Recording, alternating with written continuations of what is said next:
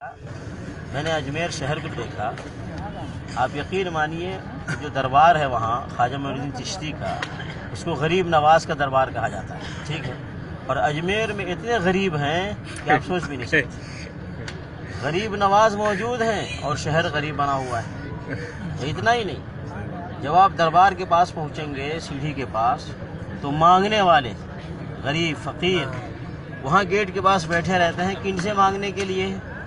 جو لوگ دربار کی زیارت کرنے آ رہے ہیں ان سے مانگنے غریب بیٹھے ہیں. دربار پہ جا کے غریب نواز سے نہیں مانگتے، کیوں؟ یہ سمجھتے ہیں کہ یہ غریب نواز نہیں دینے والے ہیں، غریب نواز کی زیارت کرنے جو آ رہے ہیں وہی دینے والے ہیں غریبوں. اتنا ہی نہیں، جو وہاں سجادہ نشین بیٹھے ہیں دربار پہ اور مجاور بیٹھے ہیں، خادم بیٹھے ہیں، وہ خود اس غریب نواز کے دربار سے نہیں مانگتے ہیں. وہ کس سے مانگتے ہیں؟ جو زیارت کے لیے آتے ہیں نا ان سے مانگتے ہیں، وہ ان سے مانگتے ہیں. اسی لیے مجھے خود بتایا ہے لوگوں نے کہ زیارت، آپ جانتے ہیں وہاں کیا ہے کہ جو غریب ہے بیچارے مسکین ہیں ان کو تو کوئی پروٹوکول نہیں ہے. وہ تو جائیں زیارت کریں، 5-10 روپے ڈالیں، جائیں دھکے کھائیں. لیکن جو کاروں میں جاتے ہیں تو دور دور پھیلے ہوتے ہیں خادم لوگ، جو کاروں میں جاتے ہیں ان کو وہیں سے استقبال کرتے ہیں، ان کو لیتے ہیں اور دربار جا کر کے زیارت کرواتے ہیں.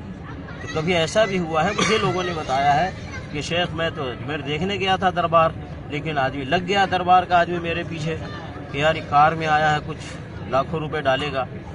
تو لگا رہا، زیارت کروایا، سب کیا. لاسٹ میں مجھے پیسہ دینا نہیں تھا، 200-250 دے کر کے میں نے جان چھوڑایا. وہ منہ بگاڑ کے چلا گیا. تو یہ جتنے وہاں خادم ہیں خود دربار سے نہیں مانگتے ہیں. مانگتے کن سے ہیں؟ جو زیارت پہ آنے والے ہیں ان سے مانگتے ہیں. لیکن لوگ دنیا والوں کو کیا کہتے ہیں؟ غریب نواز کے پاس آ جاؤ. یہ غریبوں کو نوازتے ہیں، غریبوں کو دیتے ہیں، بیماریاں بھی، صحت بھی دیتے ہیں، نوکری بھی دیتے ہیں، کاروبار میں فائدہ بھی دیتے ہیں، اور بلکہ یہاں تک کہ جو مر گیا اس کو زندگی بھی دیتے ہیں. ایسی بھی ایڈورٹائز کرتے ہیں، ایڈورٹائز کر کے دربار پہ بلاتے ہیں، اور بلانے کے بعد پھر ان لوگوں سے وہ مانگتے ہیں جو اس دربار پہ خدمت کر رہے ہیں. ہے کہ نہیں؟ اب اگر غریب نواز دیتے ہیں، اب خادموں، مجاوروں، سجادہ نشینوں، وہاں رہنے والوں، تم ان سے لے کر وہاں آنے والوں کو بانٹو. ان سے لے کر، غریب نواز سے لے کر کے جو لوگ زیارت کرنے آ رہے ہیں ان کو تمہیں بانٹنا چاہیے نا. لیکن الٹا وہ وہاں آنے والوں سے وہ مانگتے ہیں، اور جو زیادہ پیسہ دے دے وہ ان سے خوش ہوتے ہیں، ان کو عزت دیتے ہیں، پروٹوکول دیتے ہیں. تو یہ سب کیا دھوکہ ہے، فراڈ ہے. بھائی وہ غریب نواز کیسے ہو جائیں گے خواجہ معین الدین؟ بھائی جو مر گیا ہے وہ محتاج ہے، وہ فقیر ہے، وہ مسکین ہے. اسی لیے ہمیں اس کے لیے دعا کرنے کا حکم دیا ہے. جو بھی دنیا سے چلا گیا ہے وہ زندوں کا محتاج ہے. جو اس دنیا میں رہتے ہیں کس چیز کا؟ ان کو دعائیں دی جائیں، دعائیں دی جائیں. اللہم اغفر لہ، اللہم ارحمہ، اے اللہ ان کے گناہوں کو بخش دے، اے اللہ ان کے اوپر رحمت نازل فرما، اے اللہ انہیں عذاب قبر سے بچا، اے اللہ انہیں اچھی زندگی عطا فرما، اے اللہ انہیں عذاب جہنم سے بچا، انہیں جنت عطا فرما. تو ہم جو زندہ ہیں ہم قبر میں جانے والوں کے لیے دعائیں کریں گے، ہم انہیں دعائیں دے سکتے ہیں. قبر میں جانے والا نہ آج تک کسی کو کچھ دیا ہے اور نہ دے گا، یہ عقیدہ بنائیے. بے شک اگر کوئی دے سکتا تو رسول اللہ صلی اللہ علیہ وسلم قبر میں جانے کے بعد اپنی بیوی عائشہ رضی اللہ تعالیٰ عنہ جو اسی حجرے میں رہتی تھی اپنی بیوی کو کچھ دیتے. اگر دیتے تو نبی صلی اللہ علیہ وسلم اپنی بیٹی فاطمہ رضی اللہ تعالیٰ عنہ جو وہی پڑوس میں رہتی تھی اپنی بیٹی کو دیتے. وہیں پہ داماد علی رضی اللہ تعالیٰ عنہ رہتے تھے. اگر قبر میں جانے کے بعد کوئی دے سکتا ہے تو نبی صلی اللہ علیہ وسلم اپنے داماد علی رضی اللہ تعالیٰ عنہ کو کچھ دیتے. اگر دیتا کوئی قبر میں جانے کے بعد کچھ تو وہیں پہ حسن حسین رضی اللہ تعالیٰ عنہ رہتے تھے، اپنے نواسوں کو نبی صلی اللہ علیہ وسلم دیتے.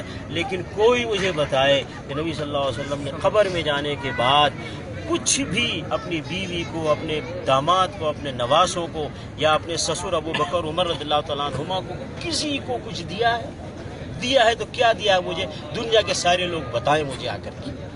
پتہ یہ چلا جب نبی صلی اللہ علیہ وسلم نے قبر میں جانے کے بعد اپنے گھر والوں کو کچھ نہیں دیا ہے تو دوسروں کو بھی نہیں دے سکتے. اور جب نبی صلی اللہ علیہ وسلم نے نہیں دیا ہے تو اس کائنات میں کوئی بھی قبر میں جانے کے بعد کسی کو کچھ نہیں دے سکتا. صرف ایک اللہ کی ذات ہے، اللہ کی ذات ہے جب سے دنیا شروع ہے جب تک دنیا رہے گی اللہ رب العالمین سارے بندوں کو دیتا ہے اور دیتا رہے گا، اور ہر چیز دیتا ہے اور ہر چیز دیتا رہے گا، کیونکہ اللہ رب العالمین الحی القیوم ہے، ہمیشہ سے زندہ ہے، ہمیشہ زندگی رہے گی، ہر چیز کو زندگی دینے والی ہے اور ہر چیز کو موت دینے والی ہے، ذات اللہ رب العالمین کی ذات اللہ رب العالمین کی ذات ہے۔ اللہ رب العالمین نے فرمایا انتم الفقراء الی اللہ واللہ هو الغنی الحمید، تم سارے کے سارے محتاج ہو، فقیر ہو، اللہ کے لیے بے نیاز ہے۔ اللہ رب العالمین نے فرمایا وَإِن يَمْسَسْكَ اللَّهُ بِضُرٍّ فَلَا كَاشِفَ لَهُ إِلَّا هُوَ وَإِن يُرِدْكَ بِخَيْرٍ فَلَا رَادَّ لِفَضْلِهِ۔ اللہ رب العالمین کی ذات وہ ذات ہے کہ اللہ نے فرمایا اگر تمہیں کوئی تکلیف پہنچے کوئی نہیں دور کر سکتا اس تکلیف کو سوائے اللہ کے، اور اگر اللہ تعالیٰ تمہیں کوئی خیر اور بھلائی دینا چاہے اس کو کوئی روک نہیں سکتا۔ اللہ رب العالمین اگر تمہیں کوئی خیر بھلائی دینا چاہے کوئی نہیں روک سکتا اس کو۔ نبی علیہ الصلوۃ والسلام فرمایا کرتے تھے اللہم لا مانع لما اعطیت ولا معطی لما منعت ولا ينفع ذا الجد منک الجد، اے اللہ جس کو تو دینا چاہے اس کو کوئی روک نہیں سکتا، اور جس کو تو روک دے اس کو کوئی دے نہیں سکتا۔ کسی مالدار کو اس کی مالداری اللہ کے مقابلے میں اس کو کام نہیں آ سکتی۔ اس لیے میرے بھائی قبر میں جانے کے بعد آج تک کسی نے کسی کو کچھ دیا ہے اور نہ کوئی دے گا، بھائی قبر میں نہیں بھی گیا لیکن ہم سے چھپے ہیں عیسیٰ علیہ السلام، ہم سے چھپے ہیں، ہم سے کوئی کانٹیکٹ نہیں ہے، کوئی تعلق نہیں ہے۔ عیسیٰ علیہ السلام جب سے اللہ رب العالمین نے اٹھا لیا اس دنیا سے، کیا عیسیٰ علیہ السلام نے کچھ دیا ہے آج تک کسی کو؟ بتائیے۔ عیسیٰ علیہ السلام ابھی وہ قبر میں نہیں گئے ہیں، ابھی ان کی زندگی ہے، زندہ ہیں، بس دنیا سے اٹھا لیے گئے ہیں اور اللہ سے قریب ہیں، لیکن کچھ آج تک نہ دیا ہے، نہ دے رہے ہیں، نہ آئندہ دیں گے۔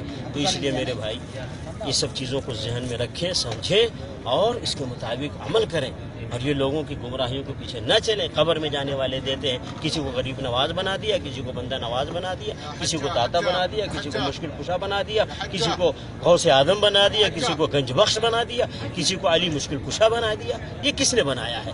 اللہ رب العالمین نے نہیں بنایا کسی کو، نہ رسول اللہ صلی اللہ علیہ وسلم نے کسی کو یہ سارے چیزیں دی ہیں اور نہ بتایا ہے۔ ان سب یا تو شرک کے راستے ہیں یا بدعات کے راستے ہیں، بہرکیف گمراہی کا راستہ ہے، ان سے بچنا چاہیے۔